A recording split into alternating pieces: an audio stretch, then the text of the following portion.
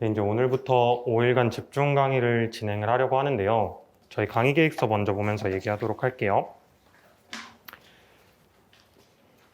네,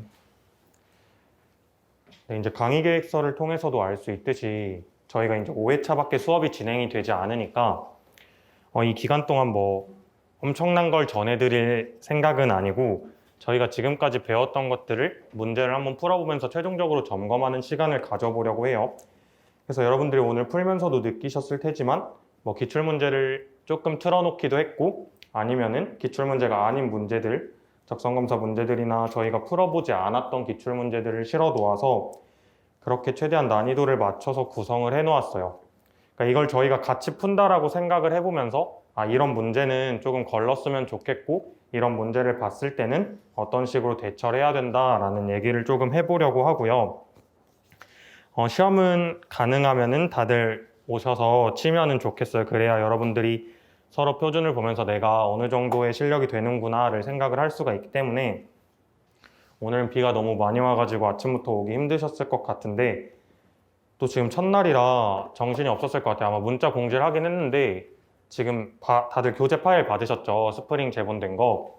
그 교재 파일에 저희가 5일 동안 볼 모의고사들을 모두 실어 놓기는 했어요. 그렇기 때문에 여러분들은 오늘처럼 그냥 오셔서 거기에 있는 모의고사를 8시 30분부터 9시 20분까지 푸시고 OMR 카드 오면은 체크하시면은 그 다음 수업은 9시 40분부터 진행을 하도록 하겠습니다. 네, 강의 특징을 보면은 오늘 한번 풀어봤으니까 어떤 식으로 진행이 될지는 알 수가 있을 것 같고요. 여러분들한테 문제를 여러분들이 이미 오셔서 풀었으니까 수업 시간에 푸는 시간을 따로 드리지는 않을 거고 제가 이런 문제들을 풀면서 최종적으로 점검하는 시간만 가지도록 하겠습니다. 항상 그랬듯 첫날이니까 저희가 지금 어느 정도의 위치에 와 있는지를 한번 확인을 해주셔야 될 것 같아요. 지금이 11월 8일이죠. 21년. 그리고 내년도 피셀 일정이 나왔죠. 2월 26일로. 생각했던 거긴 한데 평소보다는 조금 빨라지긴 했어요. 우선 2월로 진입을 했으니까.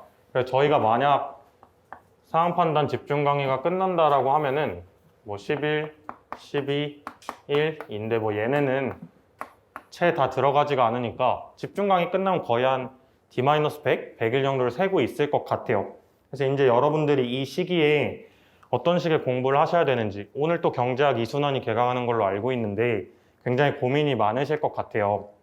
근데 지금은 조금 현실적으로 판단하실 필요가 있어요. 뭔가 내가 피셋이 너무 약하다. 뭔가 2차를 병행하기가 힘들다 하면은 정말 경제학 2순환 정도까지만 딱 듣고 피셋에 집중하실 필요도 있을 것 같고요. 근데 내가 조금 피셋이 괜찮을 것 같다라고 하시면은 그 이점을 조금 이용하실 필요도 있어요. 피셋을 계속 병행해 나가시면서 2차 공부에 다른 사람보다 조금 더 집중을 하신다면은 내년도에 오히려 조금 더 나은 결과를 가지고 올 수도 있겠죠.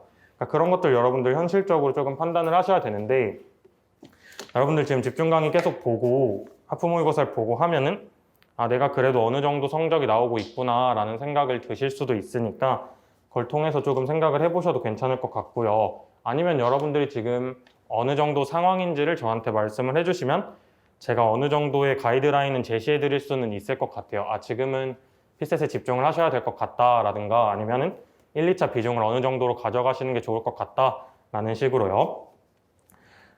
그래서 지금 이 문제를 통해 최종적으로 제가 하고 싶은 부분은 저희는 그동안 많은 강의를 거쳐오면서 상황 판단이 뭔지에 대해서는 다들 이해를 하셨을 거예요. 이제 딱 문제를 보면은 이거는 어떤 문제야, 어떤 유형의 문제야 정도는 여러분들이 파악을 하실 수가 있다라는 거죠. 그치만 그 다음 단계는 내가 이걸 풀 수 있느냐, 풀 수 없느냐의 문제로 가겠죠. 그러면은 내가 풀 수 있느냐. 그럼 이제 풀면 되겠죠. 풀 수 있으냐 하면은. 내가 풀 수 없다라고 하면은 이제 이런 것들을 어떻게 처리를 해줄 건지가 중요하게 될 텐데 지금 아직 시기가 굉장히 많이 남았기 때문에 가장 1번이 돼야 되는 거는 풀 수 없는 거를 풀 수 있게 만들어주는 여러분들의 노력이 필요할 것 같아요. 그 노력은 최대한 많은 문제를 스스로 풀어보는 데서 나온다라고 생각을 하는데, 제가 기출문제를 거의 다 다루었어요. 기초, 기본, 심화 강의를 거치면서. 그렇지만 여러분들이 혼자서 풀어보시면은 또 제가 수업 때 풀었던 것과는 굉장히 다른 느낌을 받으실 거란 말이죠. 그래서 스스로 기출을 풀어보는 과정에서 상황 판단이 이러한 과목이구나 라고 이해하시는 과정이 필요할 것 같아요. 그래서 그런 건 여러분들이 지금 이미 시작하셨을 수도 있고 시작을 하지 않으셨다면 당장 해주셔야 되는 부분이 되겠고요. 그 다음부터는 내가 이제 풀 수 있는 것과 풀 수 없는 게 나왔다면은 풀 수 있는 거를 얼마나 빨리 풀고 풀 수 없는 것들을 얼마나 전략적으로 쳐 나갈 것인지를 여러분들이 연습을 하셔야 돼요. 그래서 지금부터 연습을 많이 하셔야 되는데, 제가 그래서 세트로 풀 때 뭐 40문제를 풀든 20문제를 풀든 할 때 여러 가지 방식을 취해보라고 말씀을 드렸죠. 1번부터 그냥 40번까지 쭉 푸셔도 괜찮겠고요. 나는 그냥 순서대로 푸는 게 편하다라고 하시면은, 아니면 뭐 법조문이나 조금 더 쉬운 계산형 문제들을 위주로 풀고 퀴즈는 좀 나중에 몰아서 풀겠다라는 식으로 풀었을 때, 여러분들이 어떤 방식으로 풀었을 때 내 효율이 극대화되는지를 스스로 보셔야 돼요. 제가 여러분들이 어떤 방식으로 풀 때 좋은지를 옆에서 봐드릴 수는 없으니까 그걸 여러분들이 하나를 정하셔야 되고, 한 12월 1월 때부터는 그 방법을 이제 계속 밀고 나가셔야 되겠죠. 시험 때도 여러분들은 그 방법으로 푸실 거니까.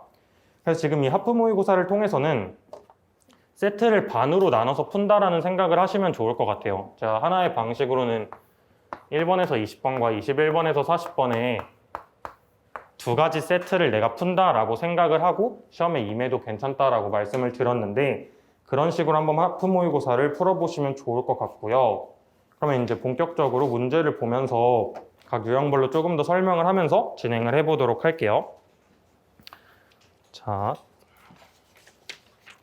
정답률을 같이 보도록 하죠. 그리고 그 맨 뒤를 보면은 5회 모의고사가 끝나면 제가 각 문제의 출처들을 적어놓은 기본 교재처럼 만들어 놨거든요. 그러니까 여러분들이 수업을 들을 때는 그 문제 보셔도 좋겠고요. 아니면 그냥 여러분들이 푸셨던 모의고사에 그대로 필기를 한 다음에 내가 틀렸거나 한 문제들은 맨 뒤로 가가지고 거기서부터 다시 한번 풀어보는 식으로 활용을 하시면 좋을 것 같아요. 5회 모의고사가 끝나는 부분에서 아마 그 1회 모의고사의 첫 문제가 시작이 되겠죠? 그렇죠? 제가 아직 책을 못 받아가지고.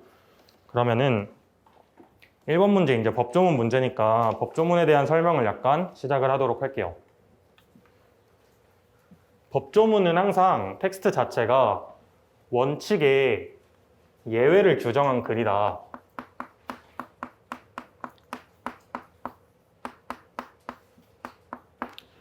근데 여기서 원칙에 왜 예외를 규정한 글이냐, 저희가 법조문을 처음 지정할 때 원칙을 죽이겠죠. 사람을 죽이면 안 된다, 이런 원칙을 죽이겠죠. 사람을 죽이면 뭐 사형에 처한다 라는 식의 원칙을 정했는데, 뭐 경우에 따라서는 내가 죽을 위험에 처해서 상대방을 어쩔 수 없이 죽이는 경우도 있을 수 있잖아요.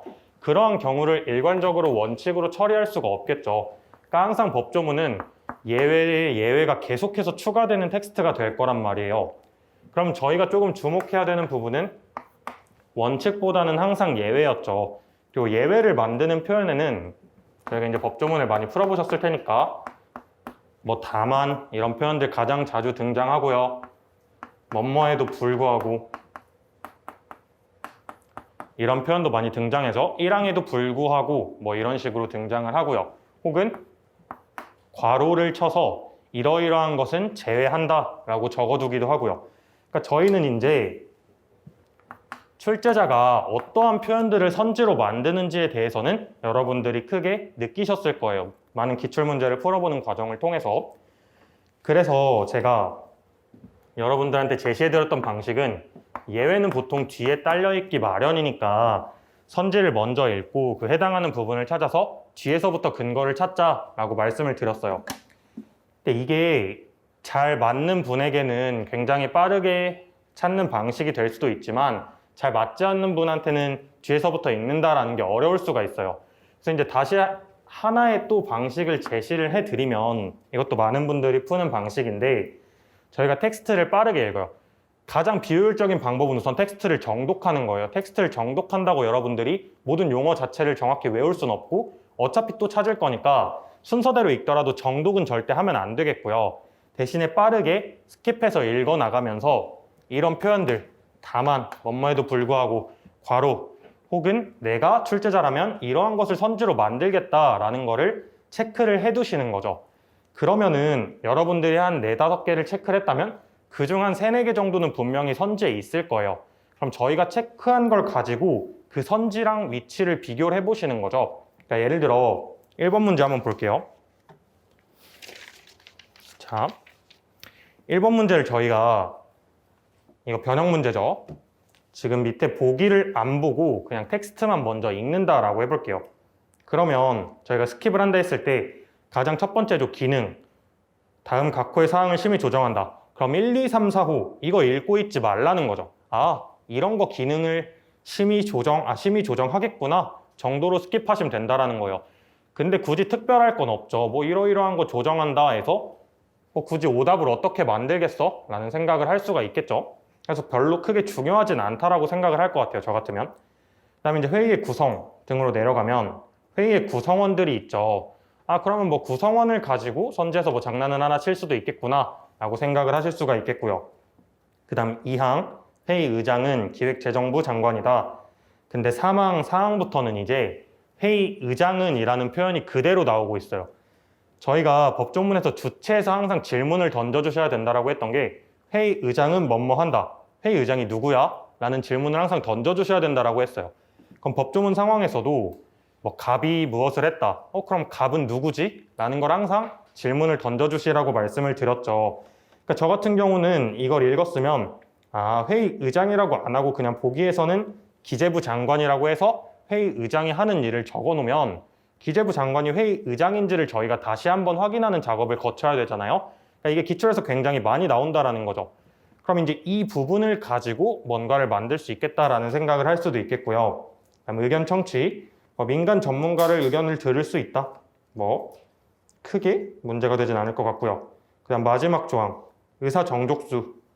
의사 및 의결 정족수는 법조문에 나오면 거의 무조건 선지로 하나는 들어가 있겠죠. 이거 숫자 계산하는 거. 그러니까 여러분들이 보면서 제가 우선 이 가장 마지막 조를 예로 들어볼게요. 3분의 2 이상의 찬성으로 의결한다 라는 부분을 무조건 선지로 만들었을 거야 라고 체크를 했다라고 하면은 그 해당하는 부분을 보기에 가서 보시는 거예요. 그랬더니 니은에 있죠. 지금 숫자를 가지고 장난을 치는 게. 그러니까 니은으로 바로 가서 이 부분에 해당을 하는지를 맞춰보겠다라는 거죠. 그러니까 여러분들이 체크를 한 다음에 보기에서 맞춰보는 것도 여러분들이 읽는 순서에 부합을 하니까 굉장히 괜찮은 방식 중에 하나가 될 수 있을 것 같아요. 혹시 뒤에서부터 찾는 게 익숙하지 않으신 분이라면 그렇게 한번 풀어보셔도 괜찮을 것 같고요. 그럼 이제 1번부터 풀어보도록 할게요.